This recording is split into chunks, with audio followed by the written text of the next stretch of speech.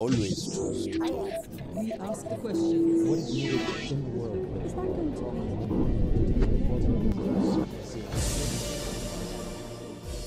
Mustafa Barghouti, palestinski je političar, aktivist i liječnik. Generalni je tajnik Palestinske nacionalne inicijative poznate i kao Mubadara, čiji je jedan od osnivača zajedno s istaknutim filozofom Edwardom Saidom. Na palestinskim izborima 2005. bio je drugi iza današnjeg predsjednika Mahmouda Abbasa. 2007. bio je ministar informacija u vladi palestinskog jedinstva. Član je palestinskog zakonodavnog vijeća i PLO, palestinske oslobodilačke organizacije. Za Al Jazeeru govori o priznanjima Palestine, izraelskom ratu protiv Gaze, važnosti bojkota i sankcija te budućnosti palestinskog pitanja.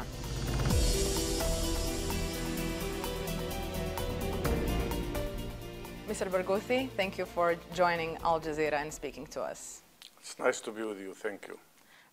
Let's start perhaps with the solution that is often thrown around as a remedy for everything that's happening to Palestine. This is something we hear from especially the Western governments, from the American government, two-state solution, even during this genocide and during complete understanding that there's currently impossibility for something like this.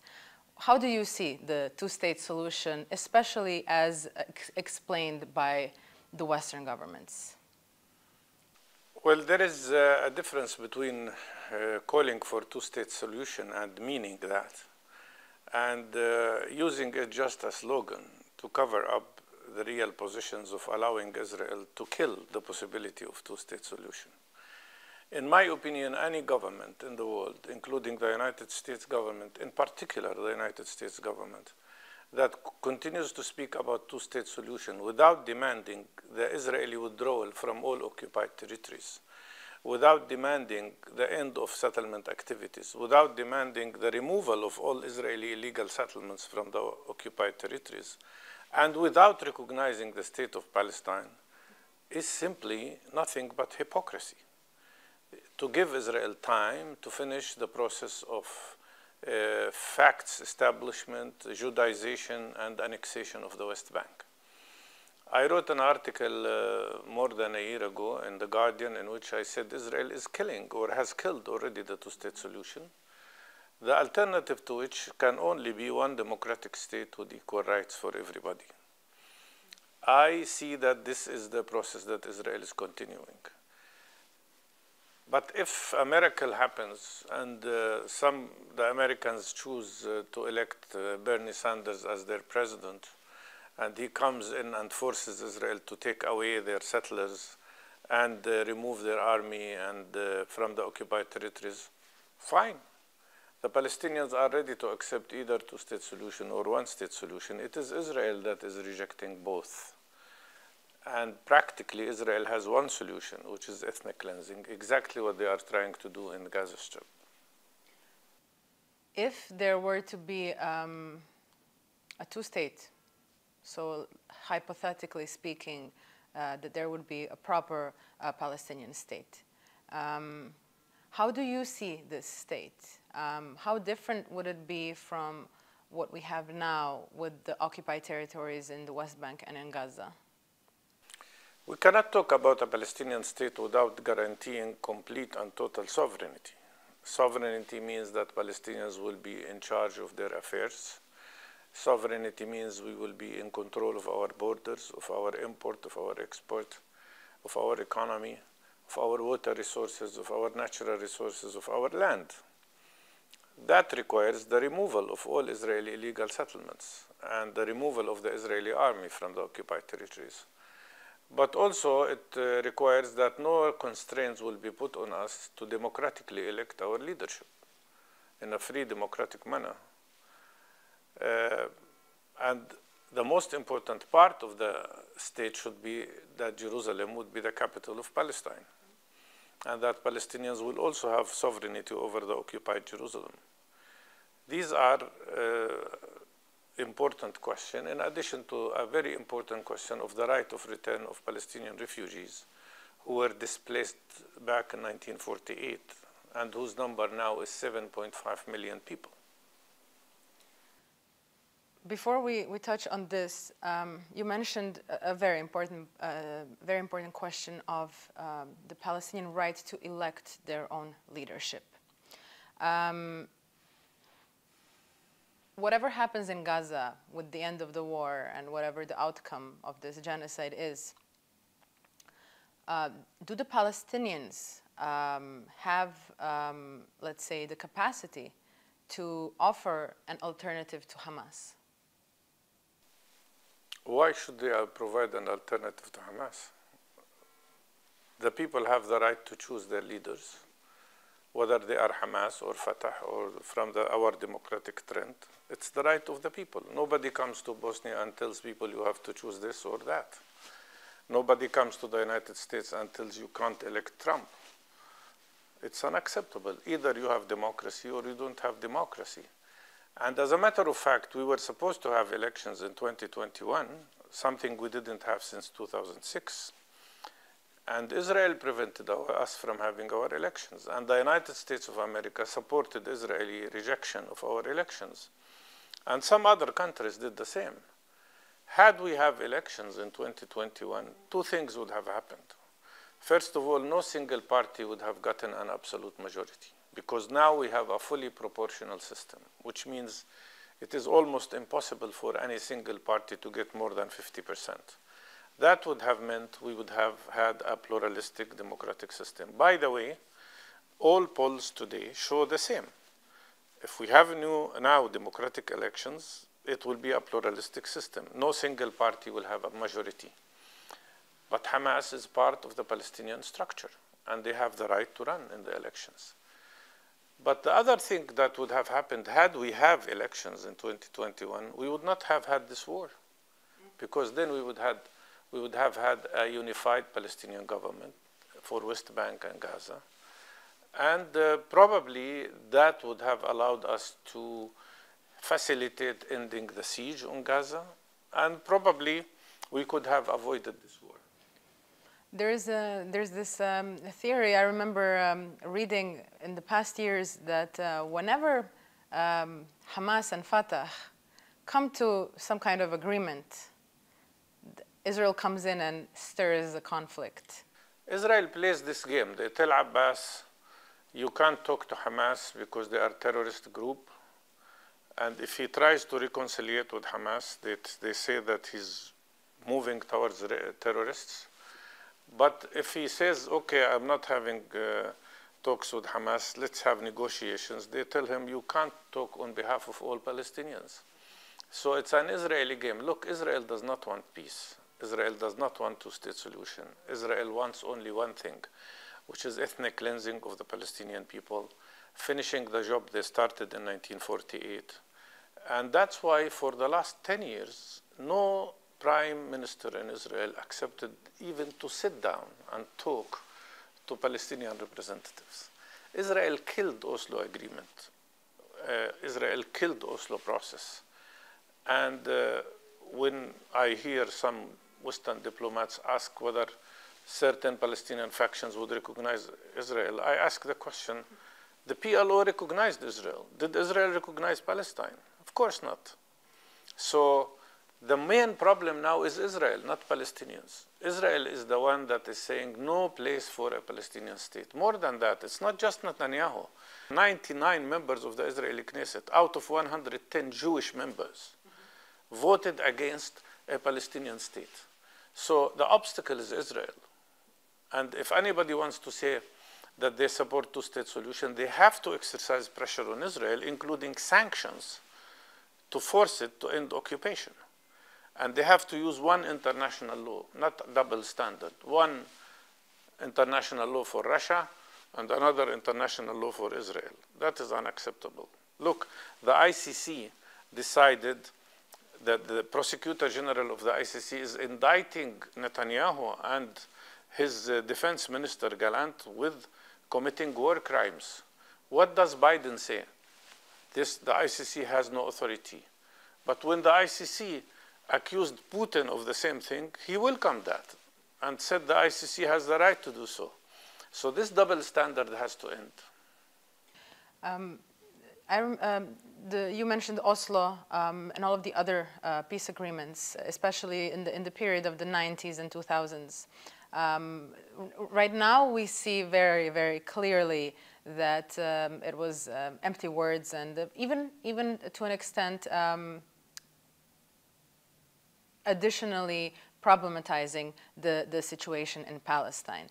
There is often this argument coming from the Israeli side that Arafat was the one who is to blame for the outcomes of these agreements. However, when we speak to Palestinians, we hear that he was offered, he was given offers he couldn't accept. Look, when Oslo Agreement was signed, I refused it. And me and many colleagues like Edwarda Saida and Haidar Abdel-Shafi, who was the head of the Palestinian negotiating team in Madrid, and I was in that team. We did not accept Oslo because Oslo Agreement had many flaws, the biggest flaw of which was that Arafat agreed to sign it without insisting on complete and total freeze of all settlement activities. The result is that at the time when Oslo Agreement was signed, we had 121,000 Israeli settlers. Now we have 750,000 illegal settlers, and they've become a major political force in Israel, a fascist force, as a matter of fact. No, Arafat tried to reach an agreement. He did everything he could. We opposed his efforts, but he continued. But then he found out that Israelis would not give him anything. They would not allow him to have a state with sovereignty. They refused to implement even Oslo Agreement. They refused to stop settlement activities. And they wanted him to accept that Jerusalem would not be a capital of Palestine. And he couldn't accept that. And at the very last days of his life, when he was besieged, and we were helping him, I had a meeting with him, alone. We were alone, sitting on the side. And he told me, you know what? I now found out that Oslo was a trap. They trapped him. And he realized that at the very end of his life. And then they assassinated him because he would not surrender and give up the rights of the Palestinian people for true self-determination. The problem wasn't Arafat. The problem was Sharon and Netanyahu and all the rest of them. If let's say that Arafat was the problem, okay, Abbas came to power and they praised him as the best leader. What did they give Abbas? Nothing. On the contrary, even the little things that Arafat got, Abbas lost, because now the Israeli army is reoccupying completely the West Bank. And they've made the Palestinian Authority an authority without authority, an authority under full Israeli military occupation. And even our tax revenue, which represents the budget of the Palestinian Authority, they are now withholding in an act of piracy. So who is to blame? You're mentioning now Abbas and the Palestinian Authority, and especially in stark contrast to Hamas in Gaza. Do you think that Palestinian Authority could be doing a better job? Of course. Not only they can do better job, they are doing bad job now. They're not fulfilling their proper duties. And the biggest flaw that Mr. Abbas did was that he did not allow us to have regularly our free democratic elections. And thus he weakened the Palestinian Authority from within. Now we have, and he then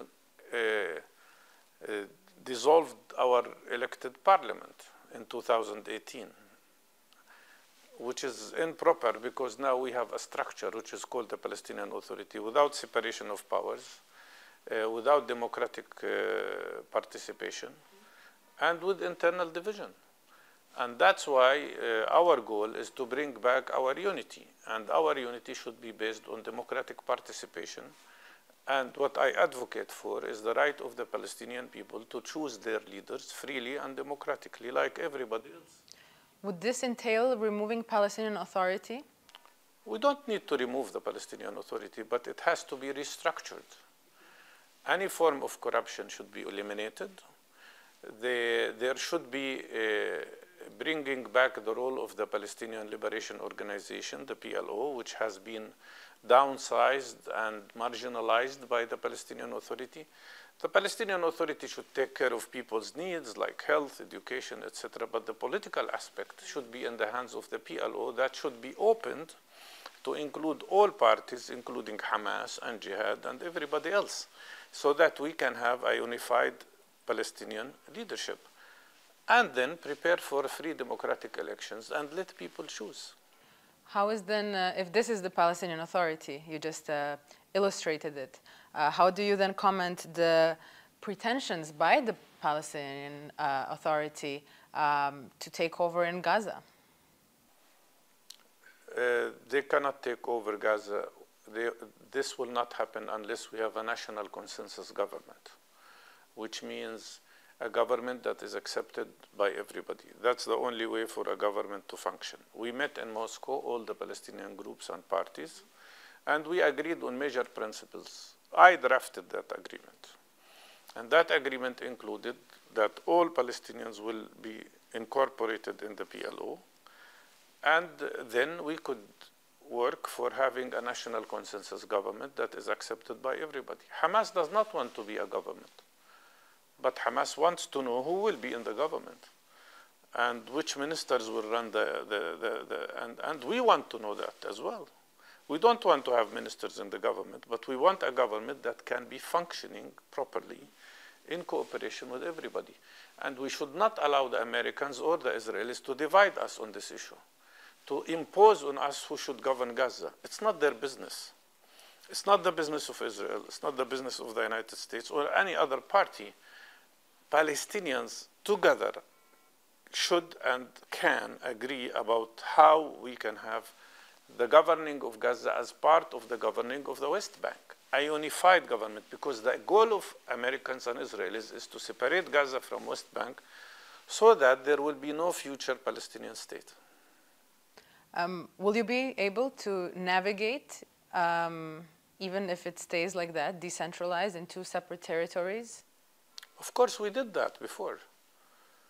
Look, I was born in Jerusalem. I worked in Jerusalem as a medical doctor for 15 years. The Israelis don't allow me to go to Jerusalem since 2005 because I ran for president then and insisted to go to Jerusalem. And each time I went there, they would arrest me. And then they prevented me from going to Gaza. That didn't stop me from going to Gaza. I would travel to Jordan, fly to Egypt, cross from Rafah side after crossing Sinai, and reach our people there. I was there during the war in 2014, 2012, 2008. I tried to go now, but they wouldn't allow me, of course. But we have now a very strong functioning medical organization in Gaza called Palestinian Medical Relief Society, which is part of our overall organization, which works in Jerusalem, works in West Bank, and works in Gaza. We have 43 medical teams now working there, treating 200,000 people every month. And we can do that. We communicate with our people. The fact that there is physical separation could not prevent us from working together. We did that before 2007. And that's why that is not an obstacle. The obstacle is here, not on the ground. If you have the mind of wanting to be unified and united, we can do that. And I am saying we should be unified as people, not only between West Bank and Gaza, but also with Palestinians who live inside in 1948 and Palestinians in the diaspora who are half the Palestinian population today. This is very important. How can the Palestinian cause be strengthened and fully, let's say, reach its full capacity when we speak about these millions of Palestinians living in diaspora?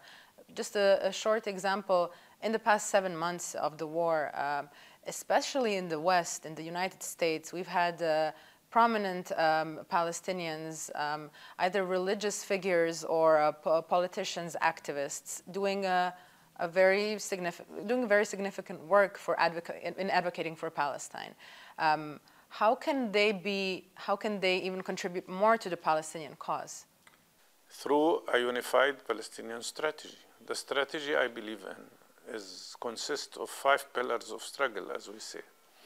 One is steadfastness, which means helping and supporting our people to stay in Palestine, because that's the most crucial factor. Second, resisting occupation with all forms and supporting the right of the Palestinian people to resist injustice. Third, it's boycott, divestment, sanctions campaign, in which Palestinians in the diaspora could be a very crucial part.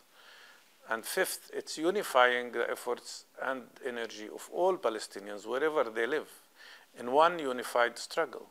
And finally, have a unified Palestinian leadership, a joint unified Palestinian leadership with one unified strategy. That's what we are working on, and that's what we will achieve. And all of that has to happen within the ranks of the belief in true democratic participation, where people, look, why Palestinians are moving outside now? For a very long time, they were sort of paralyzed. Why? Because they felt marginalized. When everybody spoke only about Oslo Agreement, as if they didn't exist. Now they feel they can contribute to the Palestinian struggle, and they do. And they are so well activated. And what gives me huge hope is this wonderful young Palestinian generation in the diaspora and in Palestine, which is really paving the road to the future. And I believe we will overcome. It's just a matter of time. And Israeli hegemony is collapsing. And Israeli, all these claims about the powerful Israel, the undefeatable Israel, this is all gone. And all these claims about Israel being a democratic country turned out to be not only false, but absolutely incorrect. Such things are changing, and people are changing the situation. And I think the Palestinian political leaders should rise up to the level of popular unity that people are making now and creating, whether in the diaspora or in Palestine itself. Would you say the Israeli narrative that's been fed and grown for 75 years is cracking right now? Totally, of course. I think the Israeli narrative is cracking down, of course. It's interesting to see, some prominent Western journalists. You were recently, we could say you gave a lesson to Piers Morgan recently. However, I think that the fact that there's now a platform for Palestinian voices, and for there's finally a chance to tell this story, this side of the story, is probably revolutionary, right? Absolutely. And why is that happening? Because people start respecting you when you resist injustice. If you surrender to injustice, nobody will respect you. But because we are resisting injustice and occupation and the system of apartheid, the world has to pay attention to what we do. I believe in that. We are the determining factor in this whole formula. And how do you see now this wave of recognizing Palestine as a state? It's useful. It's good. We need more. And as I told you in the beginning, any country that claims to be supporting two-state solution and does not recognize Palestine and does not call for the end of occupation and settlement building is simply being hypocritical. If they really believe in two-state solution, all of them should recognize Palestine. And that changes a lot of things because it changes the status of the occupied territories. It is now a status of an occupied state, not a disputed territory, as Israel tries to claim. Or now they claim it is Jewish land even. Mr. Barghouti, do you have a certain message maybe for the people, for our audience? Yes, I have a message to all the people who are watching your program. You have struggled yourself against occupation. You have struggled yourself for freedom, for your right of self-determination and independence. So you should support our struggle because we are doing the same thing, struggling against a terrible occupation and struggling against people who are trying to impose on us injustice. We are struggling for our independence, for our self-determination, for our rights to be free. You paid a lot of cost to get freedom, and I hope you will support our right to be free as well. Mr. Barghouti, thank you very much for this conversation. Thank you.